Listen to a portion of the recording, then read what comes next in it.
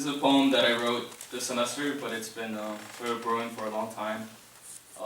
Usually when people find out that I'm a poet, they either make fun of me, or they ask me to write them a love poem. And then my girlfriend always complains that I never write her love poems. So poetry never really gets you anything, but yeah. Just complains, so it's titled Love Poems.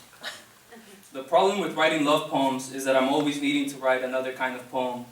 I need to write about manifest destiny and how Walt Whitman cheered on the Americans during the Mexican War, and how he called for Mexico to be crushed and punished, and how as a child I imagined Mexico looked like Mexico on the map looked like a hammerhead shark, and how Whitman wanted my country stripped and bound to a fishing rod, bound to the deck of his boat, bloody and finless beneath the heels of his boot soles. But my problem with Walt began when I awoke with a song that grew like a finch or a fish in my ears. That type of fish feeds only in a diet of poems, and that's no problem because books of poetry abound, and it's not hard finding them gathering dust on the shelves. But the real problems came later, when there were no more books and no more room for a fish in the house. Mama would look at the fish with contempt, arguing that there was always another mouth to be fed.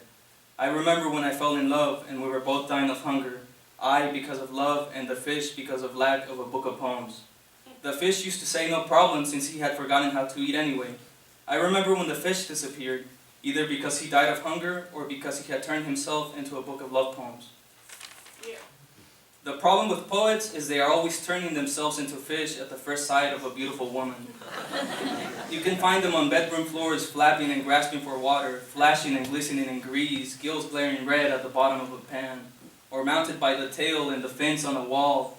Oh, poor little ones, screaming or grasping for air, or stuck wedged flat like dead butterflies, or like sardines staring with horror at watery eyes from the bottom of tin cans.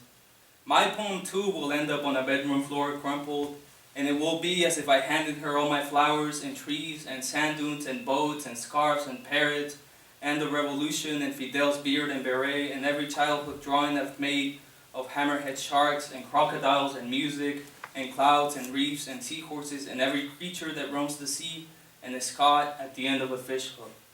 And the only beautiful thing will be knowing you can turn yourself into a love poem in the strangest of circumstances. The fish after he died, and now me, so that you'll love me. Thank you.